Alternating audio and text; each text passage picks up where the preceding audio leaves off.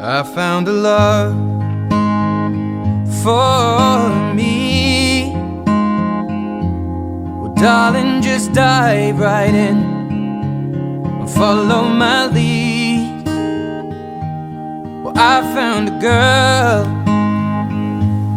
beautiful. Well, it's a beautiful Saturday afternoon, September 12th, and Jessie told Joe that all she wanted for her birthday was to be able to come to the Gilford Community Church. And so Joe pulled some strings. And I made it happen. And he made it happen. Isn't that wonderful? Well, happy birthday, Jessie. Thank you. And about a month or so ago, I came to your house, your beautiful house, but your neighbor was insistent on leaf blowing and making a lot of noise, and not all of our conversation took place. And your children and Renee's fiance weren't there, and I think this is our first complete family interview. Oh.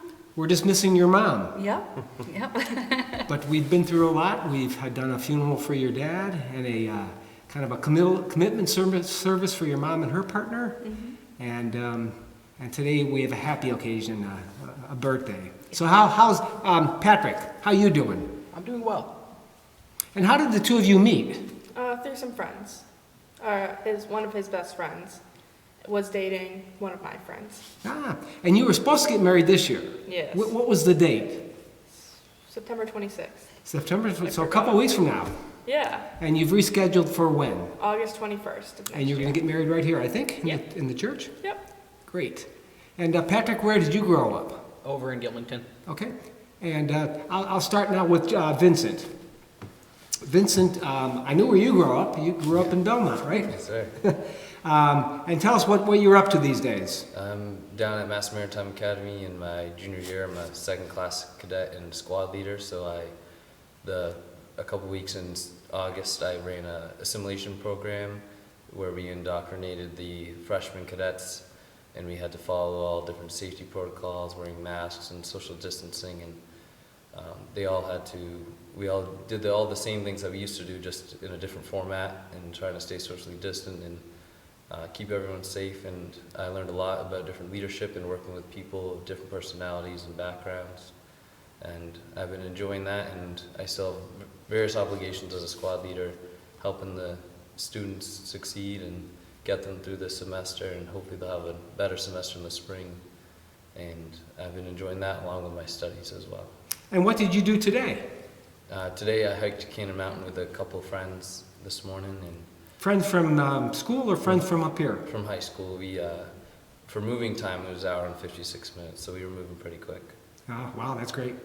And a couple of years ago, I can't remember exactly when it was, but we shared a video on your story and Karate and Beyond the Belt. And if we can resurrect that video, I'd love to send that out with this one. Yep. That was really special. Yeah. That's a great video. Are you still doing any karate? Whenever I'm able to come home, I train, but Beyond the Belt, they shut down because Yes. of COVID-19, but I'm able to train with some of the instructors and at another studio in Meredith as well. And are you a black belt? Yes, sir. Congratulations. Yes, sir. What is this yes, sir stuff? Second degree. And Renee, what are you up to? Working at Shaw's. And what do you do there? I'm a customer service representative, and I work in the service desk. And we also have a 1-year-old puppy at home. Oh, you do? Yeah. Awesome. Where did you bought a home? Yes. And in where's Belmont. that? Belmont, okay. What street is that on? The CD Road. It's Oh. on the same road as the high school. High school? Yep. Oh, that's great. Great. And Patrick, where do you work? Boyce Highlands in Concord. Say that again? Boyce Highlands in Concord. And what kind of business is that? High-end lumber manufacturer. Oh, great. How long have you been there? 5 years this past August. Wonderful, wonderful. And Jessie, where do you work? Melcher & Prescott Insurance. I'm actually heading up the select business unit, so I work with all the small businesses in Laconia, or in the Lakes region. And you were off last week on vacation, I I think? was off last week. I was forced to take a week vacation because I kind of stayed in the office throughout COVID, and it was just needed. And has COVID had any impact on your business? Sadly, I've been noticing a lot of the small businesses and the nonprofits are really taking a big hit. But I think going into the fall is when we're gonna really start seeing the biggest impact. And certainly with the kids going back to school and parents not being able to go into work and they're running their small businesses, I think we're just starting to see the very beginnings of how this is gonna really impact this area. And Joe, I see you driving a truck every once in a while. What are you up to these days? Nope, just working, just at Stafford Oil and working crazy hours, even though, you know, we're in the summer months, we do a lot of gasoline to the marinas, so we don't slow down, so we stay busy. And I got a little flashing red light on the back of my bike now, so I'll be easier to spot. So what are some family things you guys have been up to? Well, Joe went back to work. He was stuck in the house since, last December. Right, So him going back to work was, that was a big thing, yeah. Yeah, I was out of work for 4 months total, I think, so just being back to work was a big deal, so.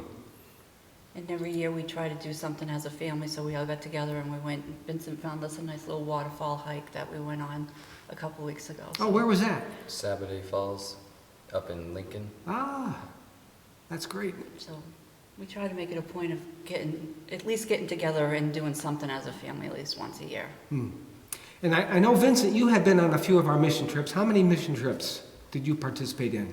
3 mission trips, went to Detroit, West Virginia, and in Tennessee. Tennessee. And Renee, did you have the opportunity? Where I did the one in Detroit as well. Detroit, okay, so you were together. Yep. And I think you met my dad on that trip. Yes.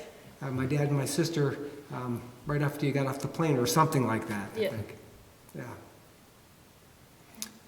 And I think there's an important day coming up pretty soon in this month. I checked the church birthday and anniversaries. And believe it or not, the Flecks have been married shortly 25 years. Who would have guessed it? All right, 25 years. The over-under was 20 years, I heard. Yep. I don't know how she's done it, but she has. So how did the two of you meet?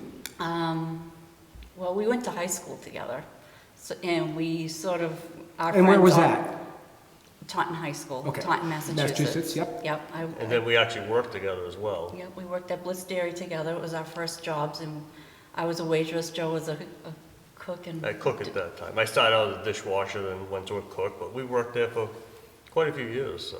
it was both of our first jobs. He had a girlfriend, and I had a different boyfriend, but we used to kind of pick on him a little bit because his girlfriend did not like any of the other waitresses talking to him, so we used to have a little bit of fun with that.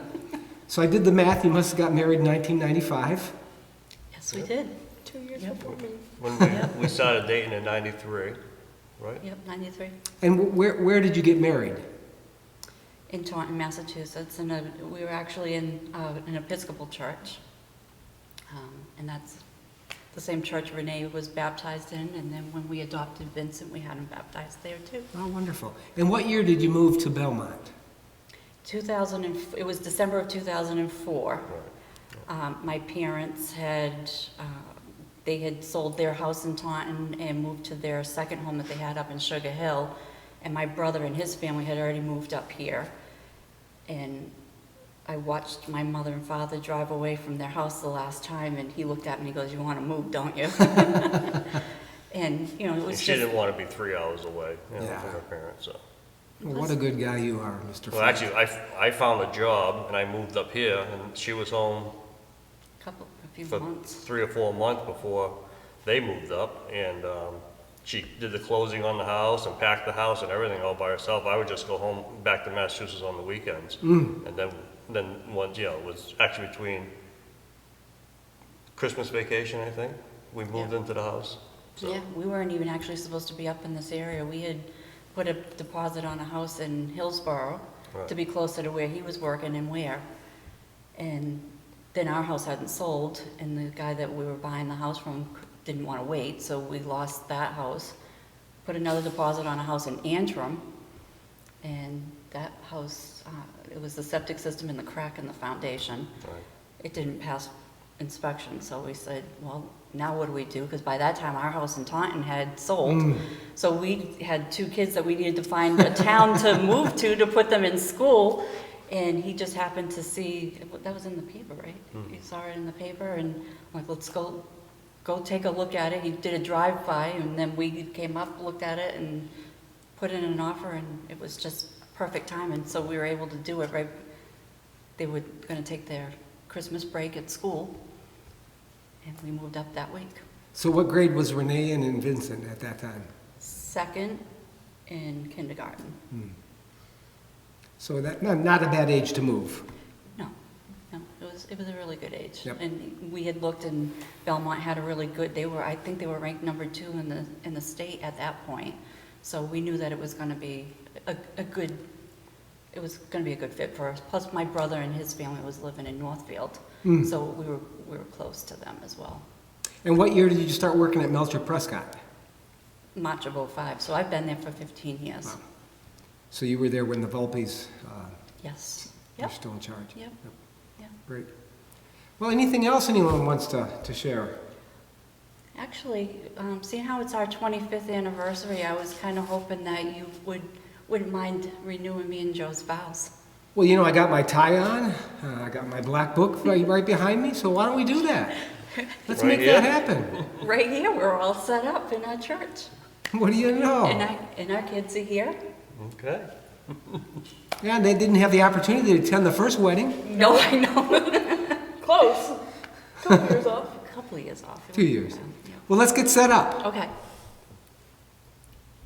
Was this playing? Well, I found a man stronger than anyone I know. He shares my dreams. I hope that someday we'll share our home. I found love to carry more than just my secrets, to carry love, to carry children of our own. We are still kids, but we're so in love, fighting against. And there's a great story behind the rings that you both are wearing. Why don't you tell me the story behind that? Well, 25 years ago, Joe asked me if I would mind wearing his mother's wedding band, and he was going to wear his dad's wedding band because he felt like he wanted his mom, who he had lost when he was young, to be a part of our wedding, and he wanted to make sure that our marriage was as strong and as beautiful as him and his father's wedding, his mother and father's wedding. So we've kept for the last 25 years that reminder on each of our fingers. And Joe had taken his band off one day at work, and he hasn't been able to find it. Right. So I talked to my mom, and for the next 25 years, I'd like to have my dad's wedding band be a symbol of everything that we have going forward, that we'll always be together, no matter what. Very nice. Very nice. Beautiful. Well, let's do the service. Okay.